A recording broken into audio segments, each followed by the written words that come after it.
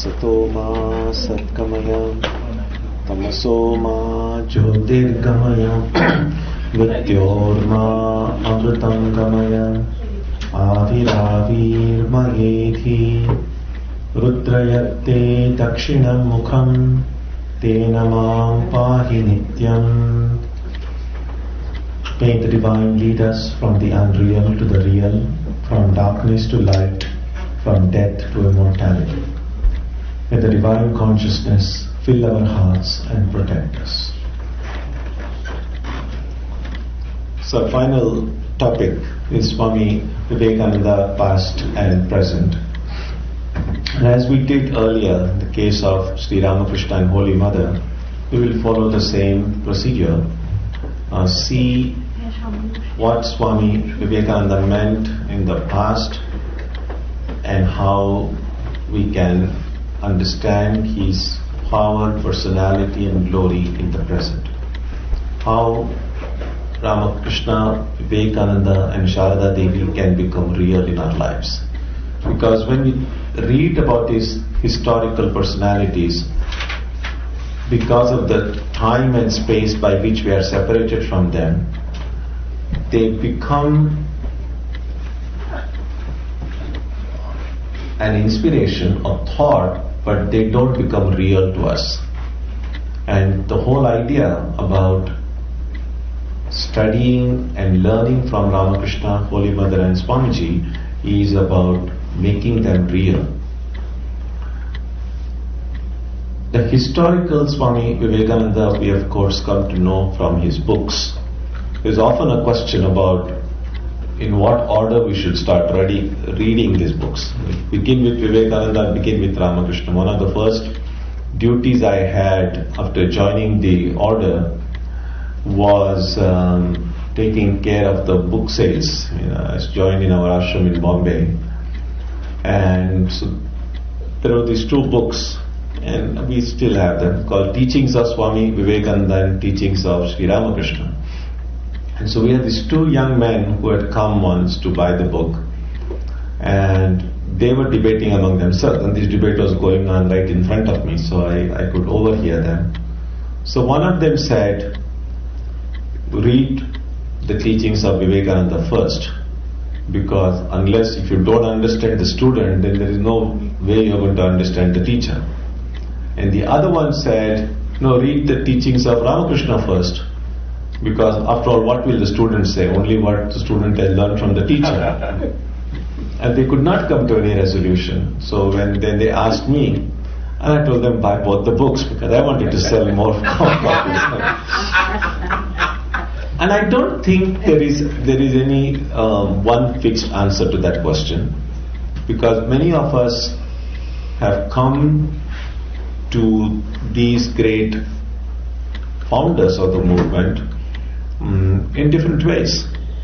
For some of us, it was Swami Vivekananda that we were reading, and then through Vivekananda gradually we started reading more about Ramakrishna, about Holy Mother. For some people, the journey itself began with Ramakrishna and then extended, and then some people it began with Mother. It really doesn't matter how it begins, but eventually we begin to realize that although they might seem like three different personalities, there is a connecting link there. That there is in fact this one huge spiritual power that came, and they manifested in these three different ways. So the historical Vivekananda, of course, we come to know from his books, and also which books that we read.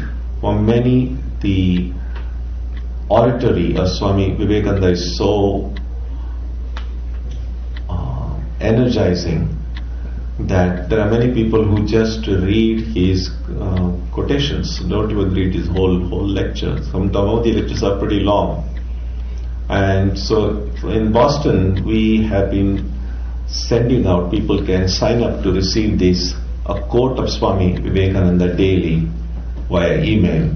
And then this goes to several thousand people. It's been happening for last more than almost 15 years now. And people like it, they love it. In fact, some days when I'm traveling, 1 or 2 days sometimes get missed if I'm busy with something else and so on. And if one day people don't receive it in their inbox, I get very angry. Email said, today I have not received it. Why is it not being done? And it's a free service. It's not as if they are paying for it. So, but that's good. What it does show is that people are finding benefit from it. But there is a downside to it also, and that is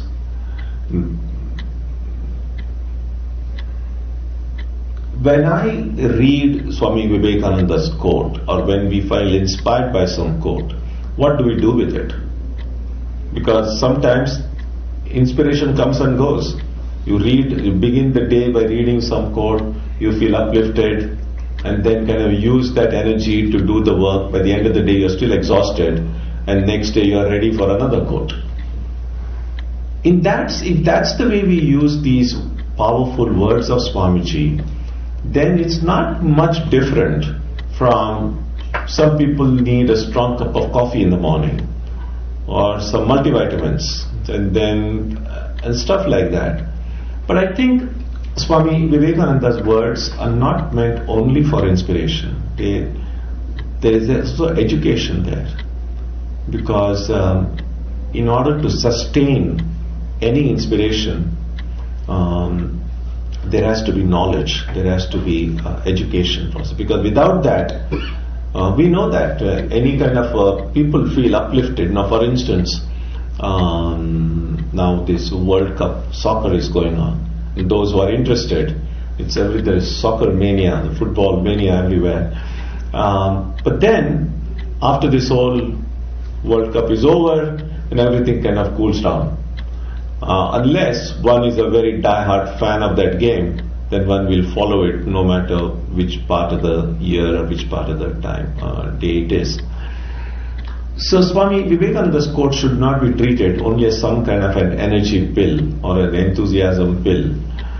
And so therefore, besides inspiration, we have to focus on learning from them. And that's why when you read a quote, and if something is not clear in that quote, then better to go to the original source and see the context in which those words were spoken. And if there is something we don't understand still, even after seeing the context, then the place to go to is Swami Vivekananda's life itself. Because every great teacher, their life is the commentary on their teachings. Because they lived what they taught. That's the difference between a great teacher and an ordinary teacher. So Swami Vivekananda of the past, Swami Vivekananda of history can be known from his books. And there are many good books that have come. It's good to familiarize ourselves with them, because only when we come and get to know a little bit of the historical Vivekananda, then we are in a better position to see how and why and in what form life has changed or transformed after his physical passing. Sometimes that effect may not be immediately apparent. Some time ago, some of you may have read, a few years ago, there was a piece in the religion section of the paper Newsweek, written by one of their staff writers, I think Lisa Miller, her name was, very provocatively titled, saying, "We are all Hindus now." And it gave the statistics of how many people in the 1950s, and it was a survey done in the United States, and how many people in the 1950s or 60s believed in the idea of rebirth, and how many people now, 20 or 30 years later, how many people believe in it? How many about how many people believe that there is truth in every religion, that no matter what tradition you follow, ultimately we will all come to that same reality, that God is one, manifest in different ways. And in every such instance it was found that the number of people who have come to accept these and internalize these insights has grown. And therefore the title that some of these core beliefs of the Hindu tradition are now somehow become a part of a much larger whole, even among people who do not self-identify as Hindus. Now if you go out onto the street and ask people, well, how did this change come about? Many people may not even trace their belief to Hinduism. Many people say, well, it's pretty obvious that there is truth in every religion, and so on. And sometimes Hindus get a bit offended by saying, oh, these people are not acknowledging that they have learnt it from Hindu tradition. But it's not about getting credit for something. And some people might find interest in it, but Swami Vivekananda said, I'm a voice without a form. So Swamiji was least concerned whether people are able to give him the credit for whatever changes that are occurring. Sister Nivedita, Swami Vivekananda's Irish disciple, her name was Margaret Noble before Vivekananda named her Nivedita. She once wrote in a letter, this was after Swamiji's passing, she said that when those of us who knew Swami Vivekananda closely have long gone and passed away, Swamiji's name and work may seem to have gone underground. Just like when sometimes you plant a seed and then maybe the person who has planted the seed also passes away and other people forget about it. And then of course there is the moisture and rain and snow falling, and that seed is germinating. And later on when it comes out of the plant and grows up as a tree, not many people would even remember who planted those seeds. Now all of these apples or mangoes that we eat, even if they are in your backyard, how many of us know who planted those trees? But we are able to enjoy those fruits. So students and devotees of Swami Vivekananda's life believe that when Swamiji came to North America, he did not just come and give a few inspiring lectures and go back. What he did, but what the great mystics and saints of his caliber do, is that he planted deep these seeds into the collective unconscious of this part of the world. And then these seeds take time to germinate, may take a few decades, and then it starts sprouting. And that's how students of Vivekananda's life believe that this increasing awareness and acceptance in some of these basic ideals and ideas which are central to the Hindu way of thinking are now becoming an accepted way of believing. Still, it's not 100%. There are a lot of people who don't accept it. But an increasing number of people are doing it. It's kind of entering into a mainstream way of thinking. That is how, even after Swamiji's physical passing, his power continues to live in our midst. We see that in the different projects, different organizations that have come inspired by Swamiji's teachings. Besides the Ramakrishna order, of course, there is this big Vivekananda Kendra in India, in Kanyakumari. They have this big rock memorial. They're doing wonderful work. And there are hundreds and thousands of smaller organizations or groups, all inspired by Swami Vivekananda. So his power has not gone away after his passing. On the contrary, it has even increased more than what it was during his lifetime. And that power has to become real in our own personal lives. We have to make an independent study of Swamiji's life. And as we saw earlier in the case of Ramakrishna and Holy Mother, we have to see what message that life has for us. Swami Ramakrishna, the great disciple of Sri Ramakrishna, once said that Sri Ramakrishna was a gardener, a very expert gardener.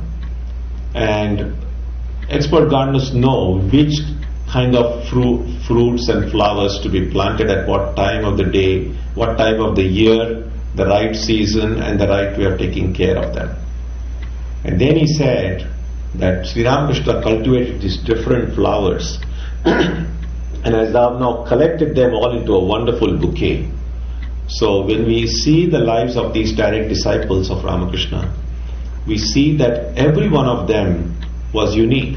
There are certain common traits they shared, but every one of them had something unique to offer. So Swami Ramakrishna said that a big message was given to Swami Vivekananda by Ramakrishna. But a little message was kept for me, he said. and that's true of every direct disciple as well. So when we take up a study of these disciples of Ramakrishna, every genuine disciple will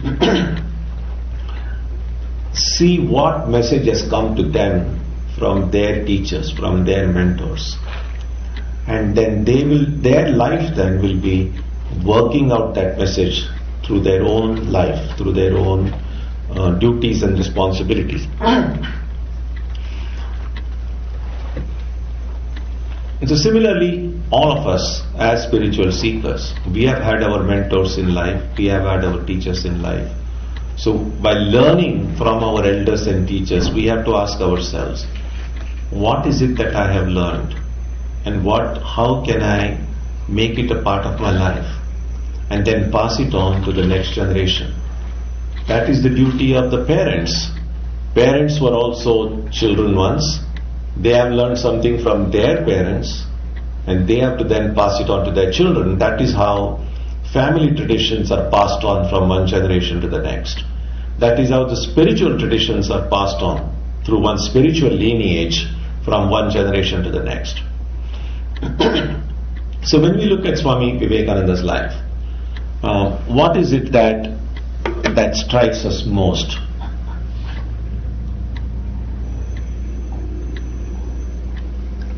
And every one of us might come to a different answer to that, because we are different.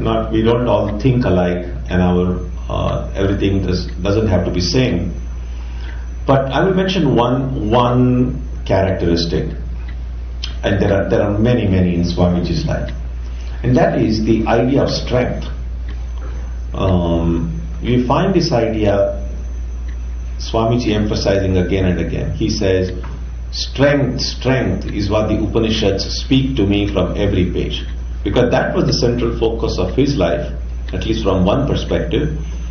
He was able to, when he read the Upanishads, he just saw the idea of strength coming. Then when he taught, it was the idea of strength. And then Swamiji's personality itself is that you look at any of his pictures, it just exudes that confidence, that courage, that strength. In one way, I think it is good that Swamiji passed away very early. Because it's very difficult to imagine Swamiji as an old man. It would have been, I don't think it would have been, I think it's just even visualizing. Suppose Swamiji had lived to 90 years old, how he would have been. But somehow, for whatever reason, his earthly life, physical life was less than 40 years. And so it's kind of an indelible impression he lives in the mind of us all, of this kind of a strength, vigor, courage. So if we have to internalize Swamiji's message, then it will helpful to look a little bit more deeply into what strength means and what it involves. The reason strength or courage are so important in life is that so much of our life is controlled or influenced by fear and anxiety. And fear and anxiety are the major obstacles to freedom. As long as we fear, as long as there is even a little bit of fear of anything, we cannot be totally free. Because the object of fear then controls us. If I'm afraid of snakes, if there is fear of snakes, then I cannot freely move about. There is always a fear, like, what if there is a snake? I shouldn't go. So as long as there is some fear, we will not be able to move freely. I remember when I was long back, when I was a student in college, there was one movie which came in the, I think it came in the 60s or 70s. Enter the Dragon. Have any of you seen that? It's a martial arts movie. Bruce Lee. You see that? Yeah. So, and at that time I was already reading Swamiji's book, and what really struck me in that movie was just that fearlessness. Of course, it's not a very, from a very spiritual standpoint, just this martial arts. He was just strong.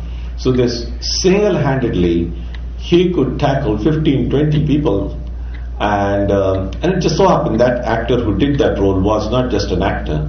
He was a martial arts person. So that was who he was. What impressed me at that, when I was just a teenager then, was this, just the way he walked.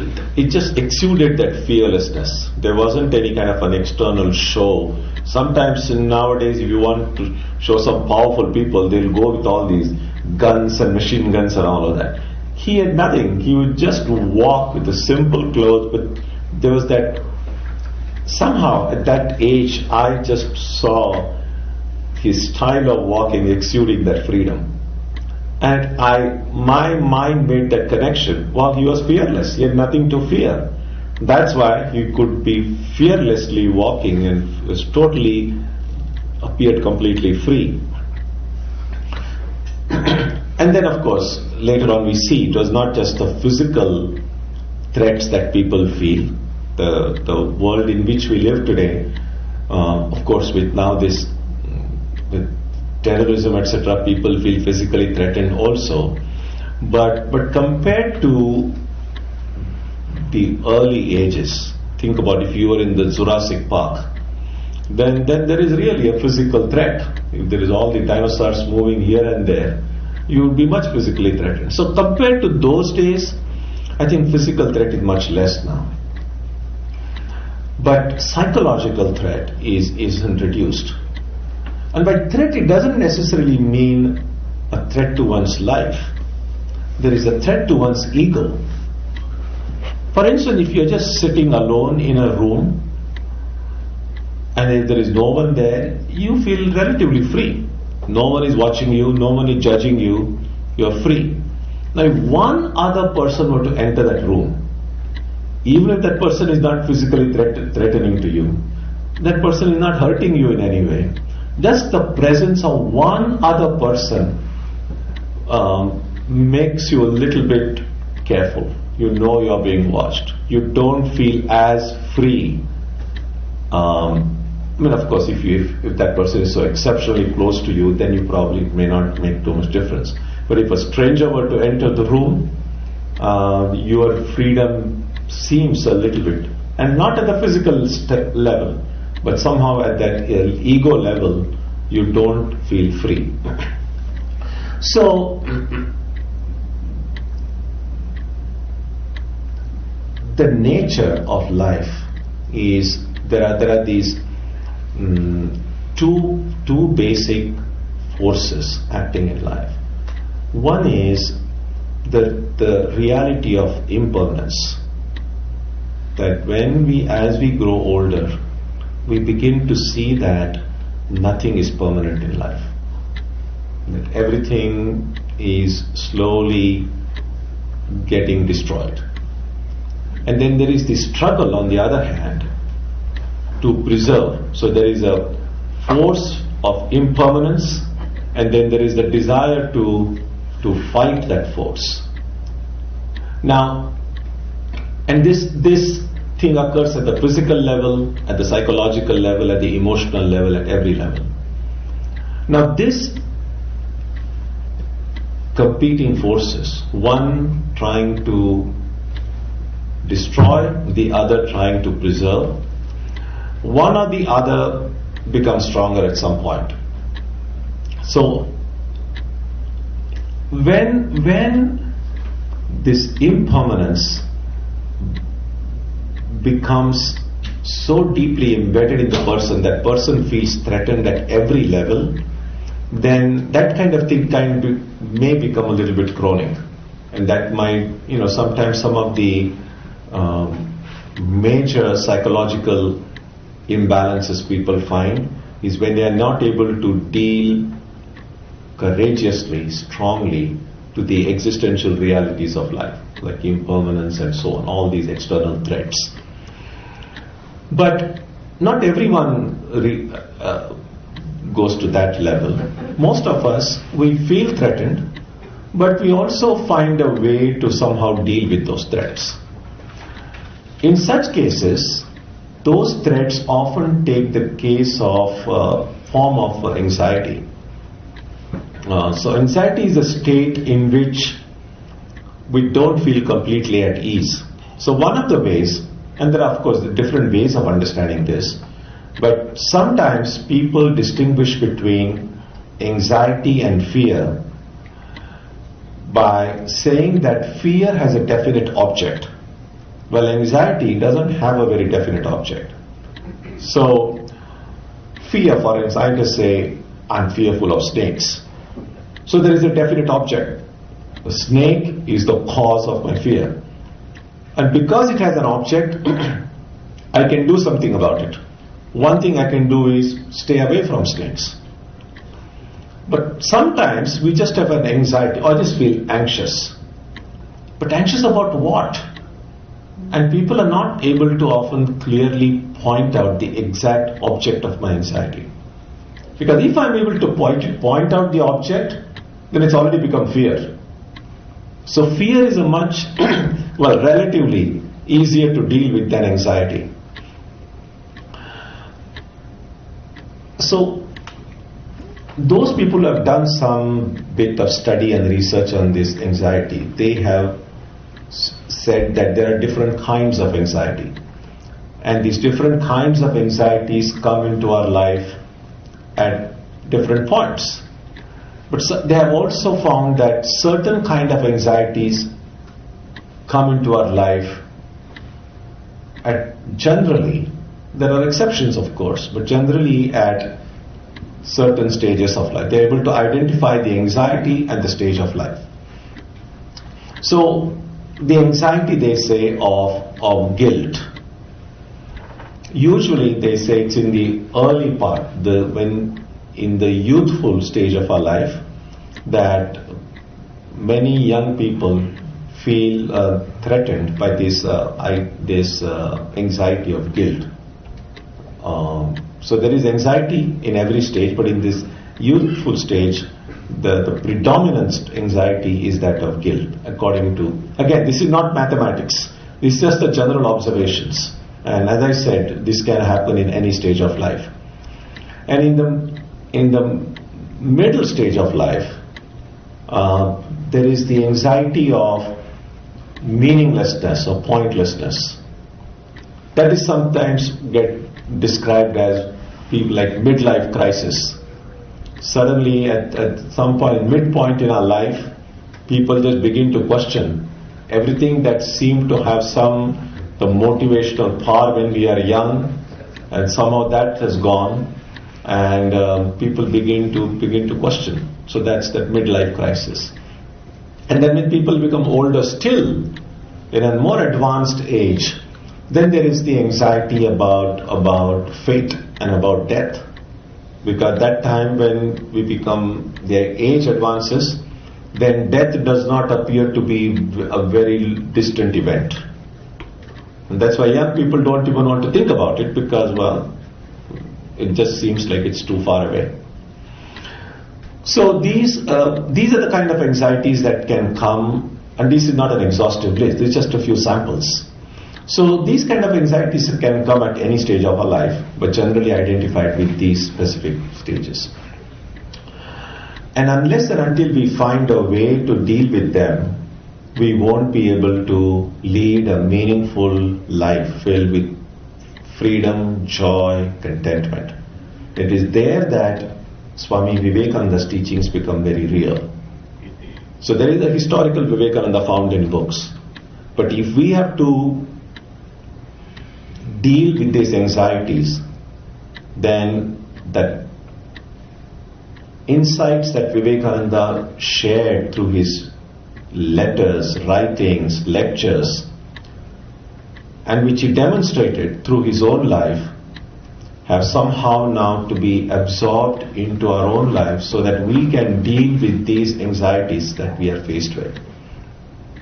And Swamiji showed through his teachings and his life that all of these anxieties can be dealt with by developing courage. So courage, Swamiji said, is not a virtue to be cultivated. Normally people think of courage as a virtue. But it's not a virtue. He said, he identified courage as our primary nature, strength. So he says, it's not that strength comes from the spirit, the inherent nature of my existence is one with that strength, because strength and freedom go together and my spirit is free. So Swamiji identifies 3 primary sources of courage to deal with these primary forms of anxiety. The first source of courage, Swamiji said, is the courage that comes through leading a moral life, ethical life. Writing to the Diwan of Junagadh, his name was Haridas Viharidas Desai. Swamiji wrote in one of his letters to him that 3 things are necessary to make every person, every nation great. The 3 things are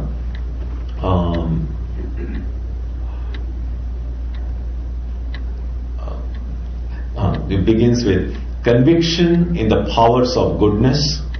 Second, absence of hatred and jealousy. And third, trying to be and do good. If you look up Swamiji's complete verse, you will get the exact wordings. But these are the 3 things. It's a letter to the Diwan of Junagadh. So I want to just focus on the first one, when Swamiji said, conviction in the powers of goodness. We have to ask ourselves how convinced we are that being honest, being truthful, following the path of dharma is a powerful way to live. Because sometimes there are people, and often based on their own life's experiences, believe that yes, it is good to live according to dharma, good to be truthful, good to be honest, but it's not practical in every situation of life. We find that it's good to be good, but if you are too good, then there is a problem. It's good to be truthful, but don't be too much truthful, because then you'll either get into trouble, or other people who don't mind telling lies, or other people who don't mind compromising, they will get ahead of you. You will be left behind. The world has no place for people who are very good. So if you want to advance in life, if you want to be successful, if you want to be prosperous, be practical. So the word practical is very interesting, because it's kind of an open-ended thing, which really says be practical means be willing to compromise. Now I'm not saying that compromise in itself is something wrong or bad, but it's a very slippery slope, because then there are things over which compromise is possible and good. There are things which, if we compromise, we will not be remaining true to our values and principles. So Swami Tyagananda, a great disciple of Ramakrishna, brother disciple of Swamiji, he said, an amazing golden rule if you like, but he said, in matters of opinion, flow with the current or swim with the current. In matters of principle, stand firm like a rock.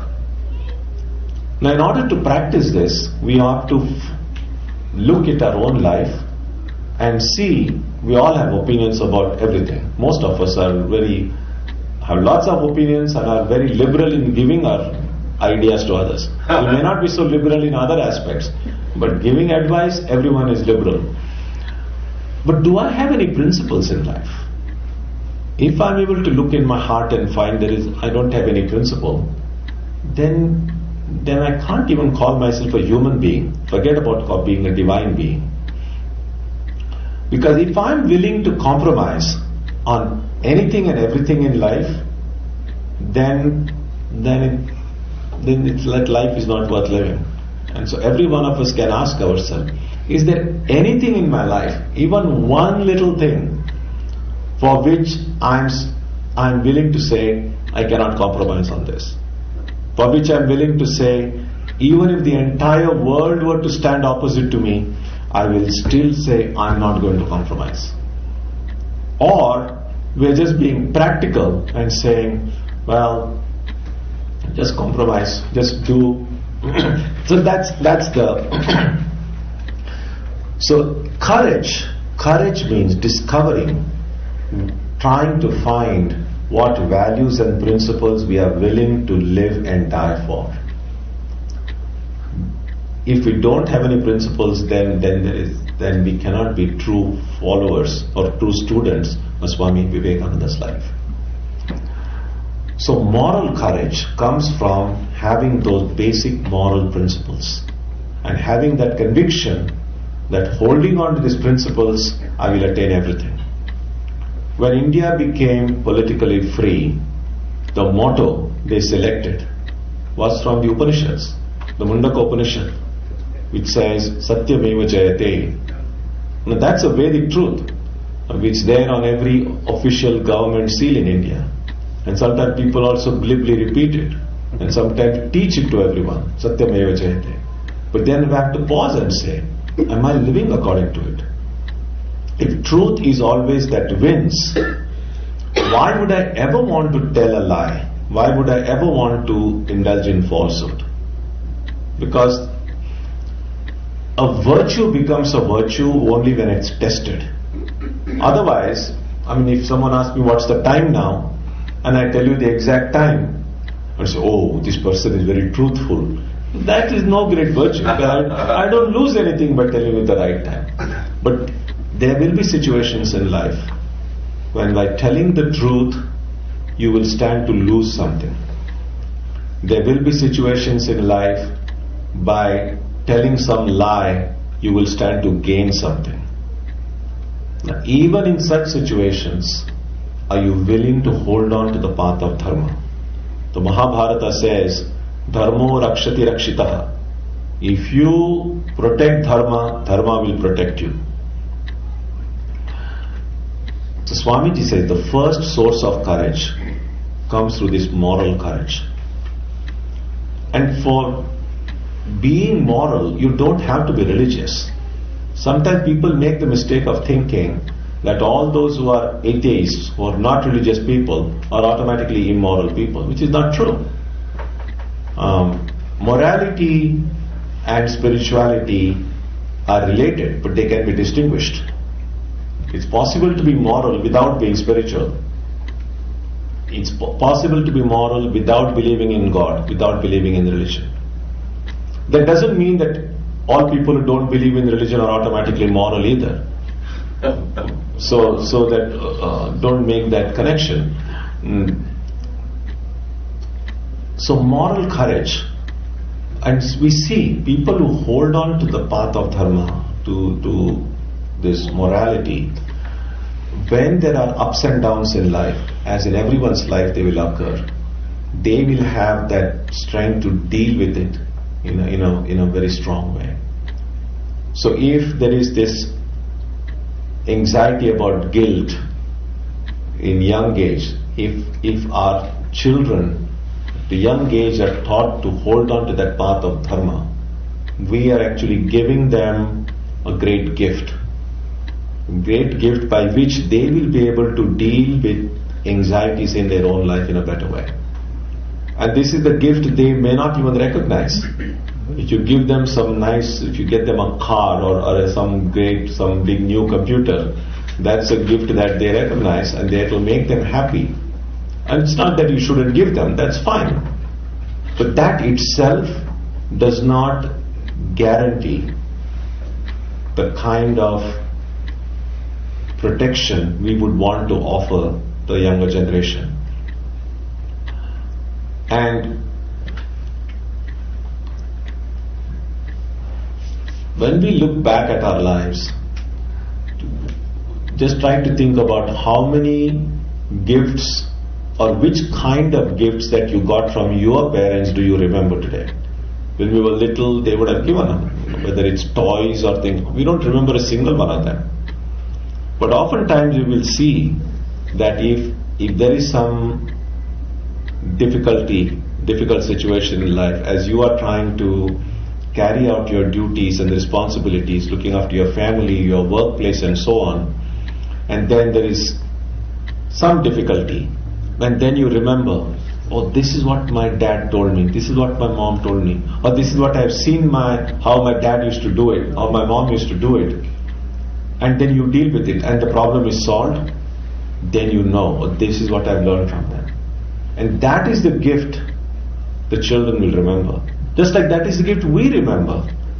But this is what I learned from my elders in the family.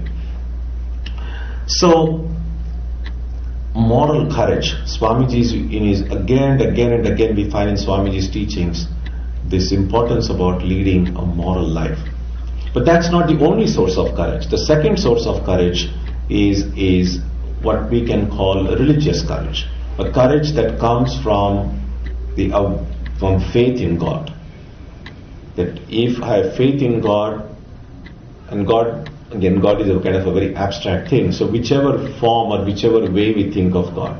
For many of devotees of Ramakrishna, when they think of God, it's easier for them to just think of Ramakrishna or Mother or Swamiji or Shiva or Krishna or Vishnu or whoever we worship. That kind of faith gives a tremendous amount of strength. And there are many stories in our Puranas, in our Itihasas, in Ramayana, Mahabharata, showing how faith in God, people were able to do amazing acts of courage. They were able to overcome fear, but just knowing God is there with me. There is one song in Bengali, which Ramakrishna used to sing often.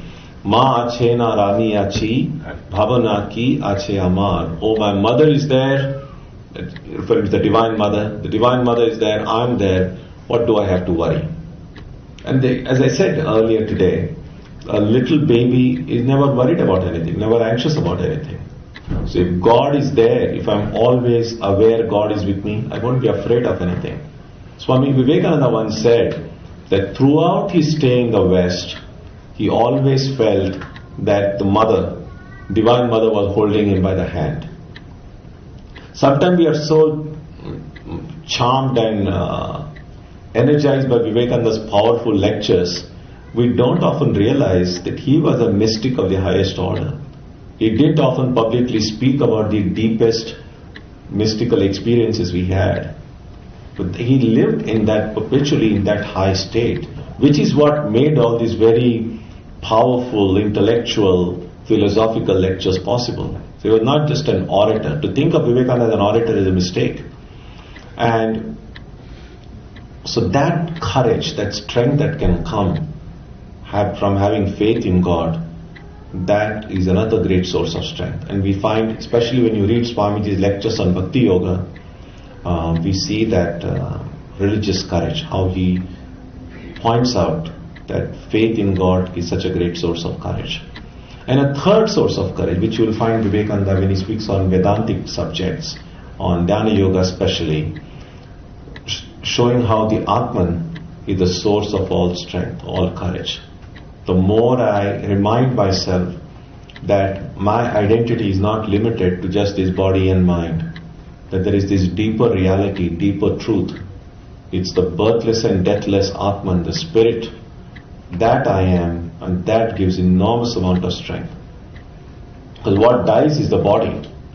What has problems is the mind. But I'm not neither the body nor the mind. And so I can free myself immediately from all of these things the moment I know I'm spirit. So these three sources of courage and strength that Swamiji taught is his perennial gift to those of us who were not present when the historical Swami Vivekananda lived. But he continues to live with us today through these different insights. I've only spoken about strength, but there are many, many other great teachings we find from him. And then, of course, to make that reality my own, it's not enough to simply just talk about this or discuss this, but internalize it. Actually, try to live according to Dharma and see that strength manifest in my own life. Actually, try to develop that love for God and try to see how this awareness that God is always there with me can strengthen me, can take away all these irrational fears from my life. And finally, reminding myself that I am the spirit can also bring great strength to me. So that is how then Vivekananda in the past, seeing all these great works that are being done in his name by people who are inspired by him, become Vivekananda in the present. And when I try to practice his teachings in my own life, Vivekananda enters into my own heart and fills my whole being. That is what needs to be done. In whoever is the source of inspiration in our lives. Yesterday and today I've spoken mainly about Ramakrishna, Holy Mother and Swamiji. But whichever other sources of inspiration. Excuse me.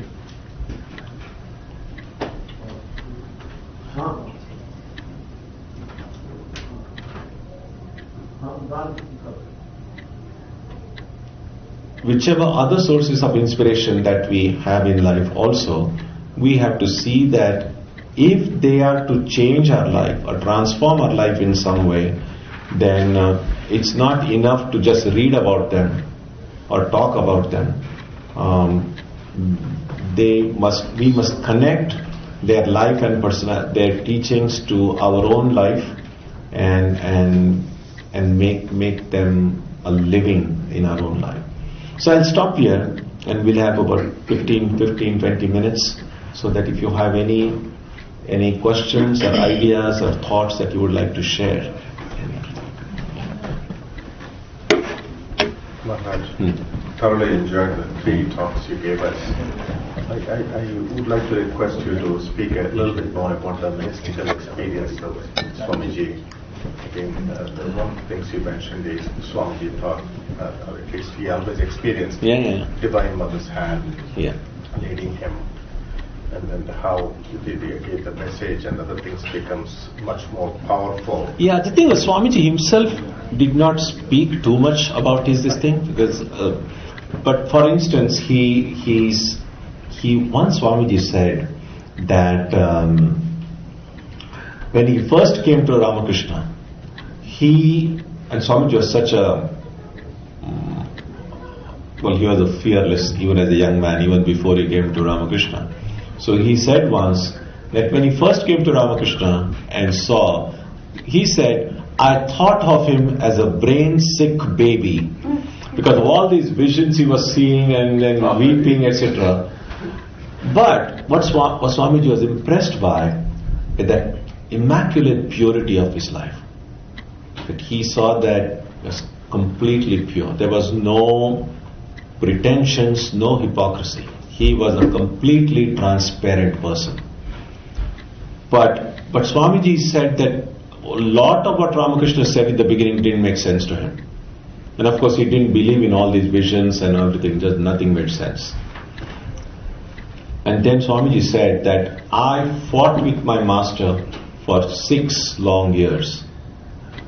And he said that is why now I know every inch of the way. And one of the things that they argued about was about the role of Kali. Swamiji was a very, very philosophical outlook, and Atman, I think Atmanishvara he could understand. But this Kali, from where did this Kali come? What is this Shakti? And so Swamiji said, I argued with my master about Kali.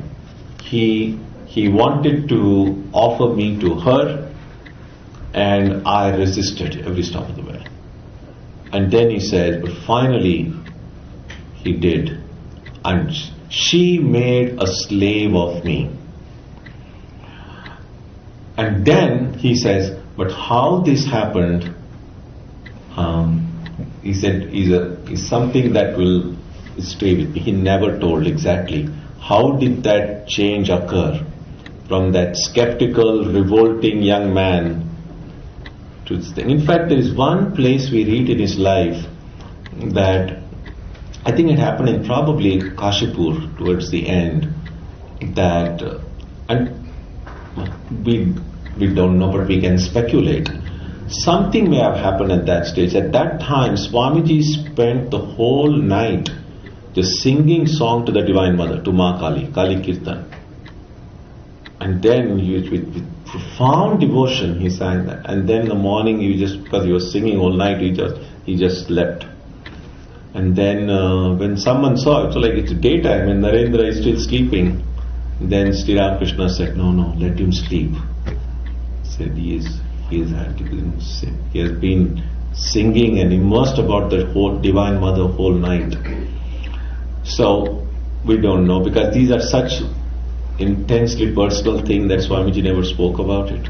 But this is what he said. He mentioned this to Nivedita. I think it comes in that book, The Master as I Saw Him. How this he would not accept, and how Kali made a slave of him.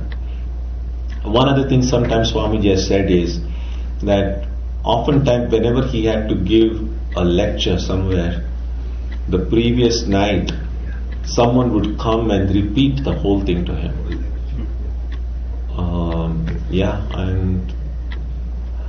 And then one other thing that we hear was that Parliament of Religions itself, that when Swamiji rose to speak, he had never before spoken in public. He didn't have any prepared talk. And there is a I don't know where it is recorded, but I've heard it so often it could be an oral tradition or maybe recorded in someone's reminiscences. Swamiji said that he saw Sri Ramakrishna at the back of the audience again, and telling him, in Bengali there is a phrase which says "lok na pok," which means, sometimes we see a large audience, then people get overwhelmed or nervous by it. And what Ramakrishna used to somebody say, don't worry about the opinions of other people. You remain true. Just don't care.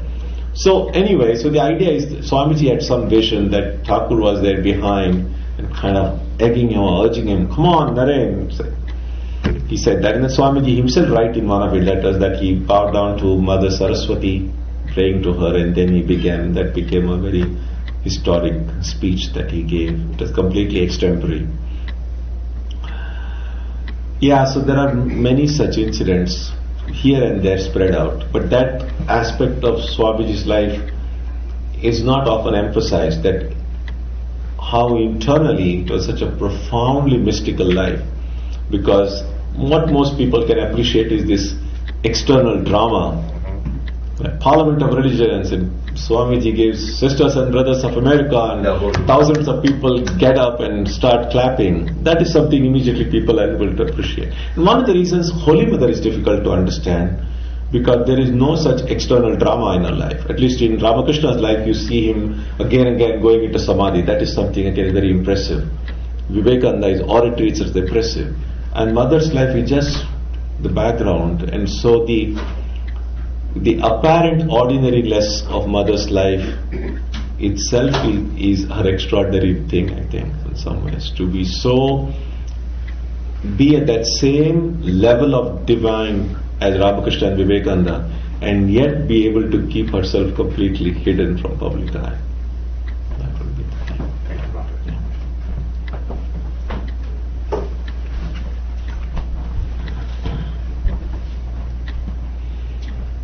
If on this last thing, just I have a note, but I have two questions. The note is that Sister Nivedita writes when she visits Sarabul and Sarabul's daughter is Sarabul herself, Sarabul's daughter is sick, and she writes that, Mother, your grace is like big things happen, not with a big noise. It's like dewdrops falling on the grass and making the whole grass moist, or something like that. So Mother is like that. How she fills everything, we have no idea. Anyway, the first question, Maharaj, was about this morality, strength of morality, courage of morality. So we have this feeling. I understand that it gives us strength, but the precursor to that, one of the comments you made was, good always wins. Satyameva Jayate is truth always wins, but good always wins. I can understand from a personal point of view that if I did not cheat, if I did not take bribe, of course professors cannot take bribes, they're useless. But they can, but they should not.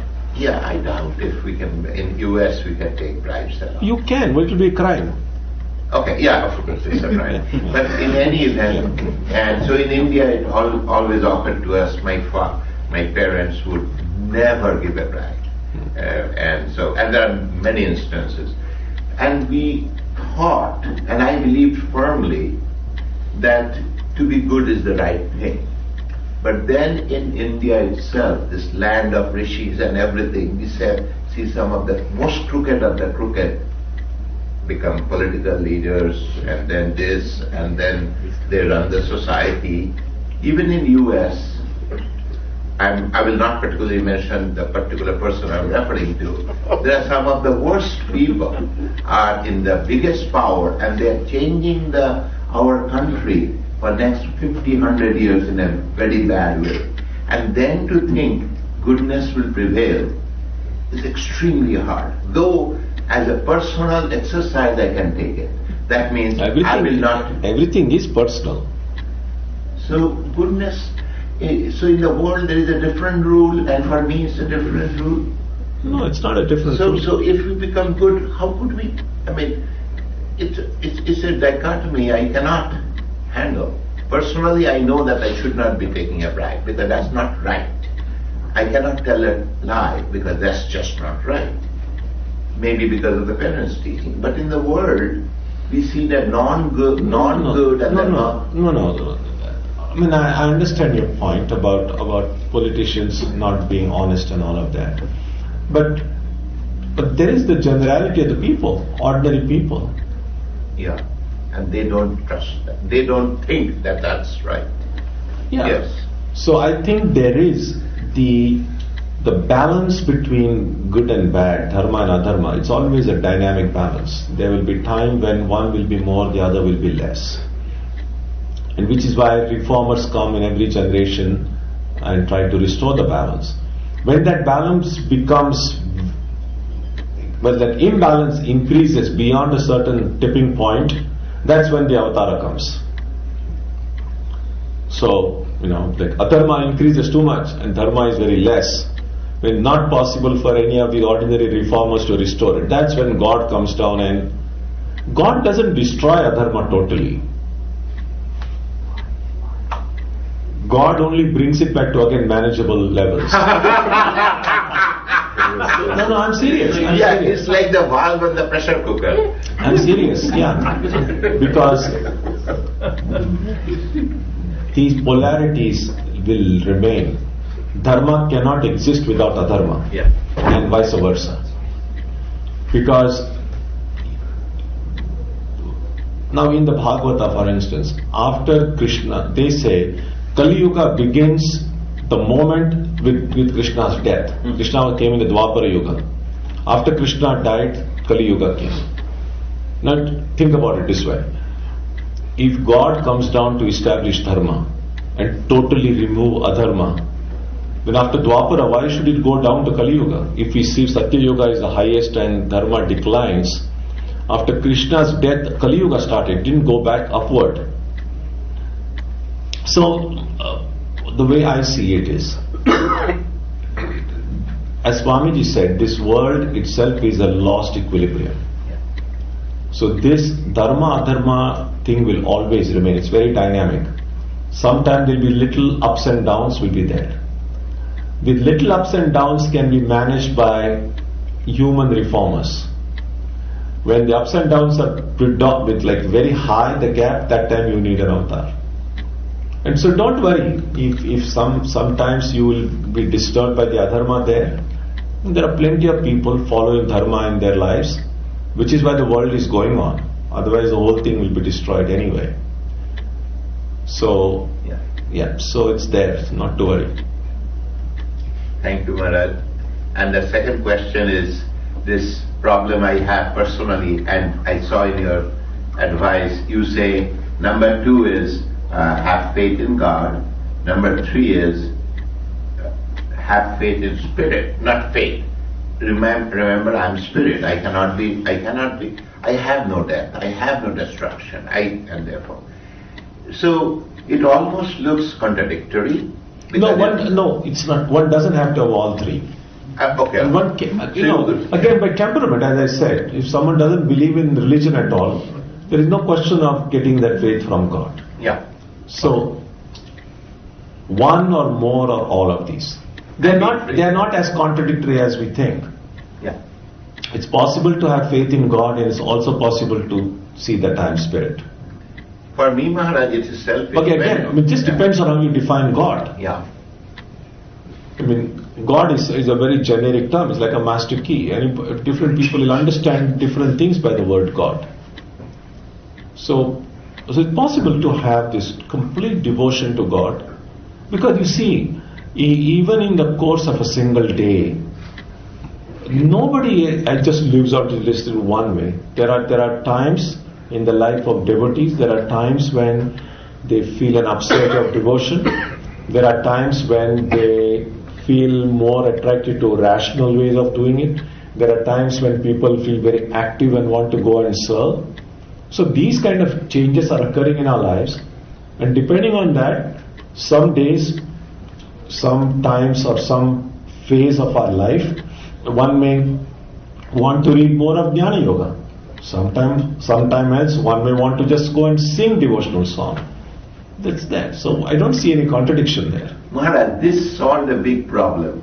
Just like what you said, the same person can have different parts, even the same day or different parts of life, can be Karma Yogi or Jnana Yogi and Bhakta and all of that. You just solved this other issue. I thought that if I am spirit, then it will be cheating to say, oh, mother, and this happens to me a lot. Whenever I'm in deep trouble, it's the mother of Sri Ramakrishna should take care of it. All of that, my spirit business just goes away. So I thought it was cheating, but you say no, that's part of who we are. Yeah, cheating for whom? To whom are you cheating? To me, to myself. What self? You are the spirit. Why should I be weak from time to time? But how can spirit cheat? Well, when I'm asking for help, that is cheating, right? If I'm spirit, I should never be worried about anything. That means you haven't known yet that you're a spirit. Thank you. At least that makes me human. Yeah. So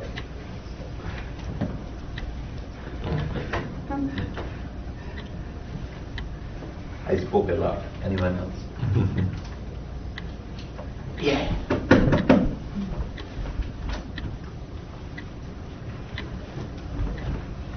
My question is, it is easier to kind of common people or in general me and then believe in a God. But in Vedanta, the teachings are, what I understand is, you are kind of the Atma or the believe yourself as God. I mean, isn't it easier to separate it out, so following that way is easier? No. What is there in Vedanta can never be put into one sentence. So Vedanta, going to a temple and worshipping God is also Vedanta, and knowing that your spirit is also Vedanta. So Vedanta is not just, oh, I'm spirit and that is Vedanta and other things are something else. Vedanta simply means essence of the Vedas. So the teachings of the Vedas, that's what Vedanta is. And all of these different ways of discovering our true nature are part of Vedanta. So Vedanta has no problem with even people who may not see themselves as spirit, but try to practice their own in different ways. That is not in contradiction to Vedanta. So Vedanta is not simply this one thing.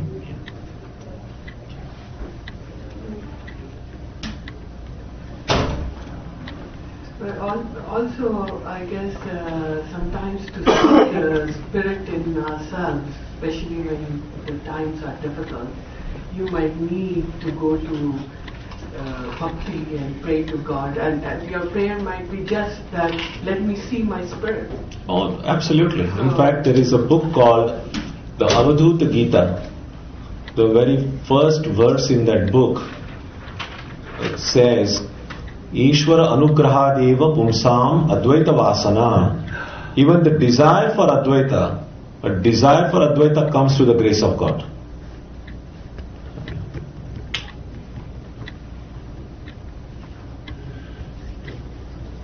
Yeah.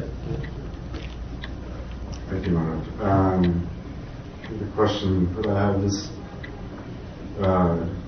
maybe it's sort of inspired with Swami Vivekananda and Sri Ramakrishna and Holy Mother also, but I have trouble with existing in this material present world with ambitions and duties and responsibilities, but not be consumed by ego. And then the opposite of that, I can become and immerse myself in spirituality and dissolve some of the personal identifications and frustrations and whatnot, but have to reconcile the two, to operate as a spiritual being but still function in this world. Well, the experience has been people who are practicing spirituality the way it should, in fact, become better functional. They are able to do the work in a better way. So I don't see there is any conflict here. If anything, this will help. Obviously, you won't be able to do it the way you were doing it before after spirituality. So the way of doing it might be different, but the overall effect of that will be positive rather than negative. I mean, what is the concern there? That the external, the standard life will not and has not improved significantly. Maybe it's a payoff. Maybe Yeah, I mean that's why I said the dividends have not felt that they've reaped. Yeah, true. I mean, what I'm saying is, therefore, everyone has to. It's a little bit. Think about it this way. Let's say. I mean, sometimes we have these kind of conflicts of, like, suppose you are supposed to now go to your workplace and do some work. And that is the very time, let's say now the World Cup is going on, soccer World Cup, and you are interested in soccer. And if you do this, then you cannot do your work. If you do your work, you're going to miss that. And we meet with such situations in life where we can't be doing two things at the same time. We can't be in two places at the same time. Then that time we prioritize and say, well, which of these is important to me? Which among these can I let go? Or which one of these two things I can allow it to be suffer so that I can do the other thing which I feel is more important? We make these kind of choices all the time. So sometimes if one finds that, being too spiritual is affecting my whatever other interests I have in life, then one has to decide.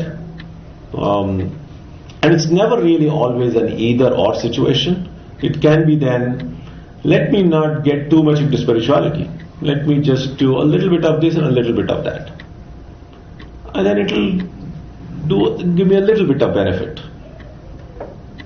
You see, because it's like what you say, what's the technical term? It's your returns are according to return on investment. That's exactly it. So what benefit we are looking for from spiritual life will depend on what we invest in it. So if we invest little, there'll be definitely some benefit, but it will be in proportion to what we invest. And then we always should and do have full freedom about where to make that investment. And depending on how intelligent our investment choices are, and the basic investment we have really in life, apart from financial thing, is investment of our time and energy. And these are the two things really. It's a little bit of a tricky investment in some ways, because if we know, for instance, in financial thing, if I know how much my financial strength is, then I'm in a better position to say, okay, this is what I'm going to invest in these places. We don't know how much time and energy we have in life, because we don't know how long we are going to live. I mean, ideally, yes, we'll live to 90, 100, that's perfect. But not everyone lives up to that age. So because we don't know, I don't know how much time I have, I don't know how much energy I will have, because it's connected with the time. So the investment really is a little bit tricky. And therefore it makes sense, therefore, since time and energy could be as short as maybe a few hours, or could be as long as, say, another 60 years or 70 or 80 years, I need to employ it to wherever I feel is of most important to me. And yeah, so this again, it's a personal choice. One good thing about Vedanta is it gives everyone the freedom to employ their assets in at best the way as possible. And don't blame anyone for it, to your choices you make, because it's your responsibility. So because sometimes even people who don't believe in God, when things go wrong, oh, why did God do this to me? My destiny is like that. No, it's not my destiny, it's not God. I made those choices. So long as we have at least the courage to accept responsibility for the choices that we make in life, we can be fully free. And I think that's the sign of growing up, is not blaming anyone. It's very childish that things happen and say, oh, because of the weather it happened, because the government did it, because people did it. But a truly true adulthood means I take responsibility. That would be the thing, I think, to look at it.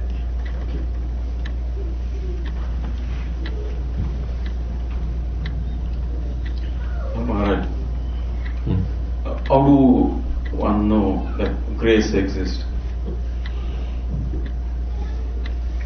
Well, one receives it, then one knows it. Or when we hear reports about it in someone else's life, that will depend on how much you believe in it, because one can be very skeptical about what happens in other people's lives. But when it happens in your own life, then it's very difficult to be skeptical about it. So, in general though, a healthy form of skepticism is good. I think even in religion, to just kind of blindly swallow whatever anyone says, it's not helpful. So I don't expect that even whatever I'm saying here, that all of you just unquestioningly accept it. In fact, that's not how it is. Swami Vivekananda didn't accept anything that Ramakrishna said. When Avatar himself said he tested, and that's what Ramakrishna wanted. He told all of his disciples, test me, don't accept anything blindly. That's great. And so therefore, if one has a healthy skepticism about the functioning of grace, I think that's fine. But to fanatically deny that there is no grace is also not scientific, because how do I know? At the most one can say is, so far I have not experienced it. That would be an honest statement. Yep.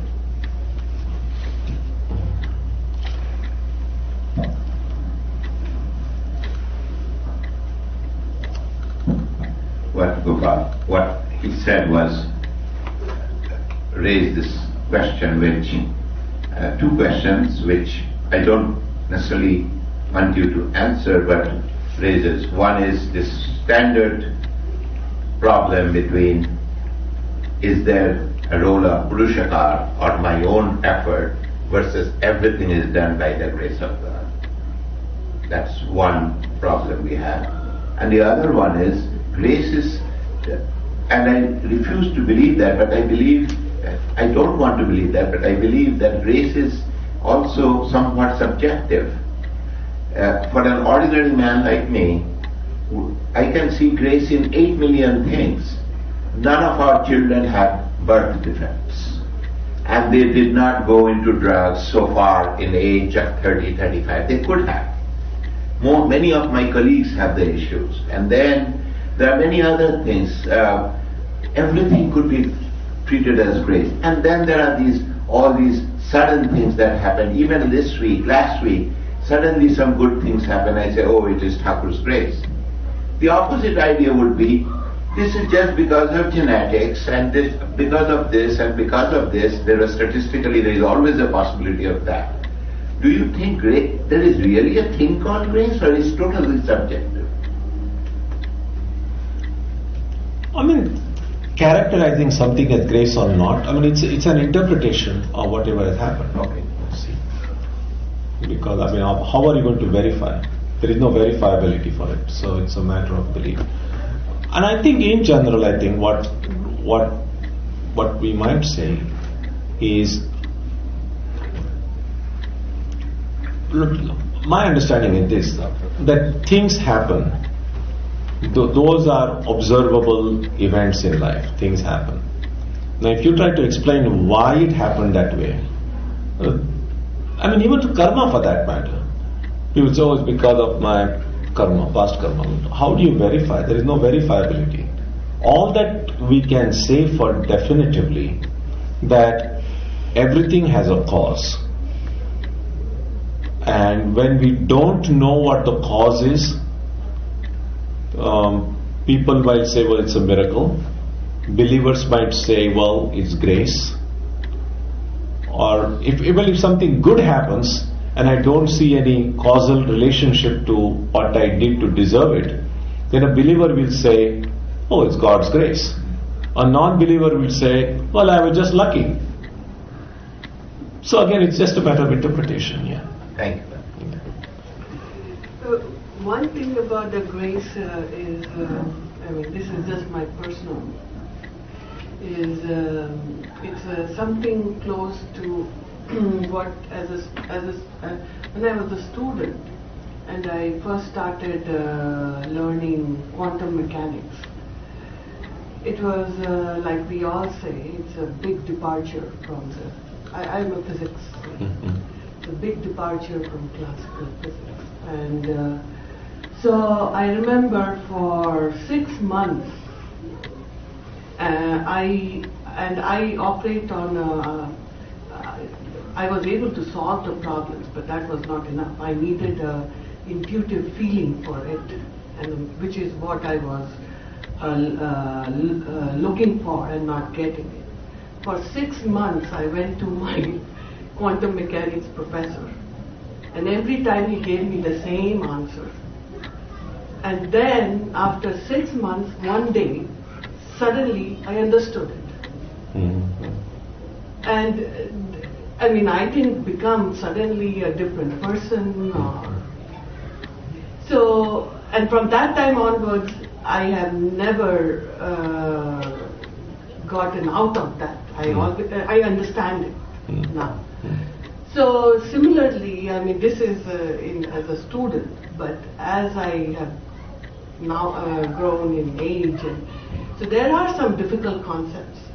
One of the difficult concepts is, like, as you mentioned, taking responsibility. So, for instance, there was one thing which I don't have the time to go into details, which I used to always blame someone else. Then, but of course, if it must not have been right, because it still always came back. And I was never able to let go of it. That now I realize that it was wrong because I was not able to let go of it. I mean, human psychology is very interesting. So then, again, it was not 6 months, maybe it was after 6 years. One day I realized that blaming itself, it was wrong, it's mine, it was mine. And that day, when it happened, I again thought, it's like the grace of God. I mean, for 6 years. So, yeah, for me, I guess that's the Grace of God. yeah. Oh, that's true. So, thank you everyone for the great experience. Thank you so much.